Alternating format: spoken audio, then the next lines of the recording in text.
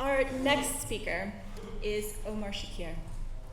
Omar serves as the Israel and Palestine Director at Human Rights Watch, where he investigates human rights abuses in Israel, the West Bank, and Gaza, and has authored the major reports, including the 2021 report comprehensively documenting how Israeli authorities are committing the crimes against humanity of apartheid and persecution against millions of Palestinians.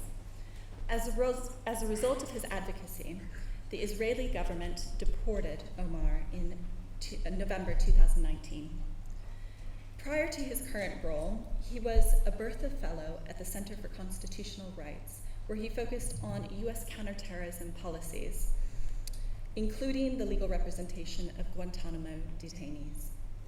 As the 2013-2014 Arthur R. and Barbara D. Feinberg Fellow at Human Rights Watch, he investigated human rights violations in Egypt, including the Raba massacre, one of the largest killings against protesters in a single day.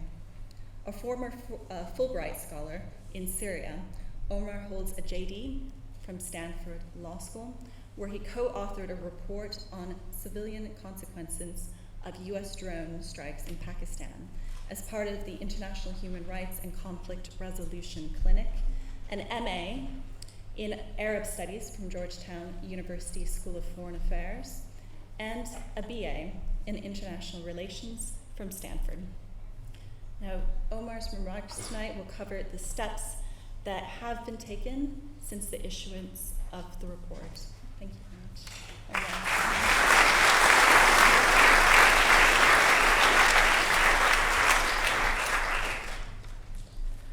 Thank you very much to the International Center for Justice for Palestinians.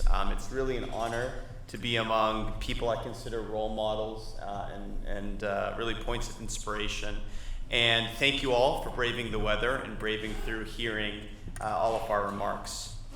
As this session today attests to, apartheid has become a matter of consensus in the global human rights movement and increasingly beyond it. Now let's be clear. Palestinians have for years, if not decades, been describing their lived reality as one of apartheid, but not enough of us in the international community listened. But in recent months, we've seen Israeli and international human rights groups independently, using different methodologies, different case studies, reach the determination that Israeli authorities are committing the crime against humanity of apartheid against millions of Palestinians. Now, I will not, in my brief remarks, be going over the findings of the Human Rights Watch report because you've heard my colleagues lay out in great detail what led us, like many of our partners, to reach this determination. But what I want to emphasize in my remarks today is the reports are only the starting point. We face an incredibly unique moment, one I think that's unprecedented in the history of Israel and Palestine, in which human rights groups across Israeli, Palestinian, and global civil societies who come with different backgrounds, different perspectives, have virtually the same clear-eyed assessment of what the reality on the ground is. Those people embody the expertise of dozens of organizations. And they also share the same determination to dismantle Israel's apartheid. So how do we get there? What's the road that we're on? Step one is to recognize reality for what it is, to recognize Israel's apartheid. For too long, the discourse in the halls of power, like the Hall of Power just down the street, have been disconnected from the reality on the ground. The reality on the ground today is actually quite simple. A single government rules over an area. The Israeli government rules over the area between the Jordan River and the Mediterranean Sea. In this area, two groups of roughly equal size live. And that government's policy has methodically been to privilege members of one group while systematically repressing members of the other group at varying degrees of intensity. Now that simple, 3-sentence description of the reality on the ground is not something you hear about when you hear discussions about Israel-Palestine in places like the UK. But the first step to solving any problem is to diagnose it correctly. The wrong analysis leads to the wrong conclusion. So let's be clear today. A 55-year occupation is not temporary. Denying millions of Palestinians their fundamental rights solely because they're Palestinian and not Jewish is not simply a matter of an abusive occupation. Ruling over millions of people denied their political and civil rights solely because of who they are is not democracy. A matter of structural violence and structural oppression is not a conflict between two warring narratives or sides.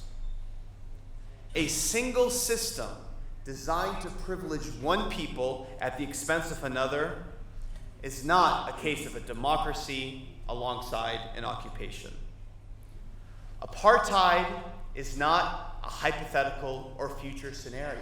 In fact, it may not have even been when Yitzhak Rabin in 1974 warned of apartheid, or when U.S. President Jimmy Carter warned of apartheid in 2006, or when U.S. Secretary of State John Kerry warned of apartheid in 2014, or when UK political leader, now Prime Minister Boris Johnson in 2017 warned of the prospect of apartheid. Apartheid is the present-day reality for millions of Palestinians.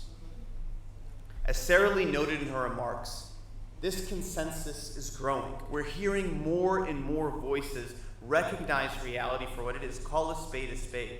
It's not just civil society groups. We're seeing legal scholars, including the Harvard Law School International Human Rights Clinic, Lawrence Tribe, the professor, commentators from prominent media outlets like MSNBC. We're seeing voices in Israel, including former Israeli ambassadors to South Africa, the former Attorney General and Deputy Attorney General of Israel, current members of the Knesset, including an MK, a member of the Knesset in the ruling government, in the ruling coalition.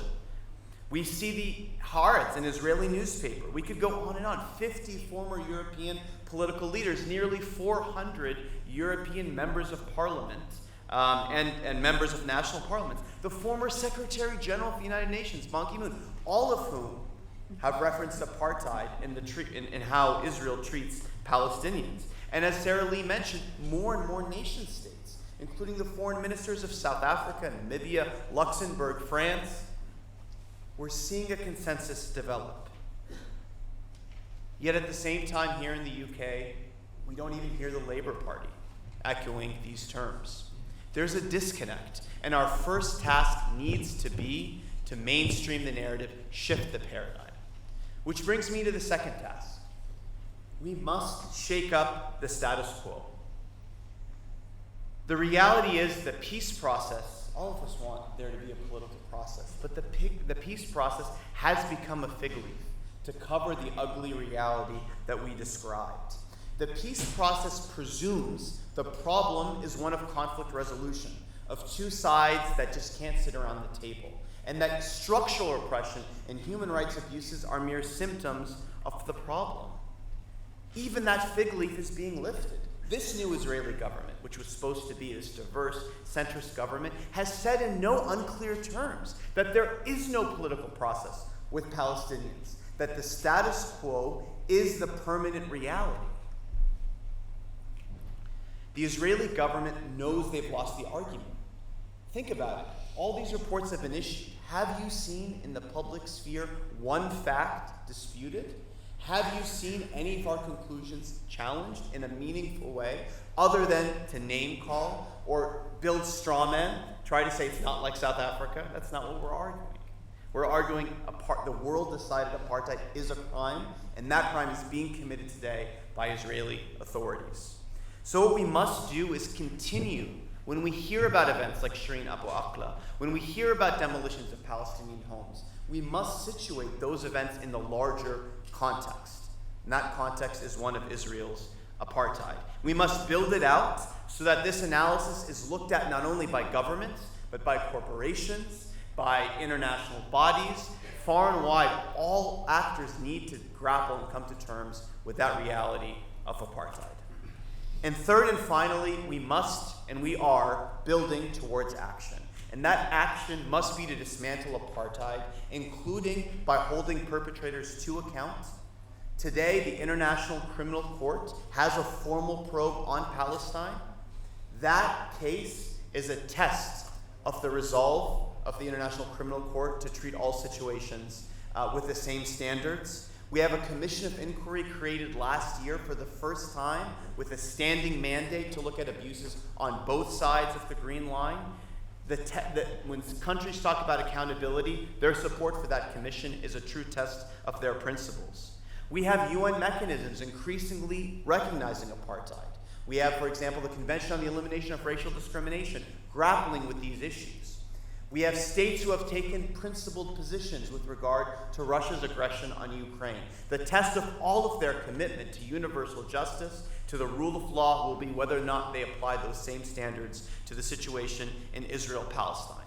But beyond that recognition, beyond accountability, we need steps to end complicity, including when it comes to arms sales. So long as crimes against humanity are being committed, arms sales should end. All trade needs to be looked at when it contributes to apartheid and persecution. The human rights impacts need to be mitigated, and when they can't, those activities must end. So let me conclude with my final remark, which is to say, those of us who strive and care about the future of Israel-Palestine, those of us who want peace there, must first recognize reality for what it is and bring to bear the sorts of tools necessary to end a situation of this gravity. Thank you.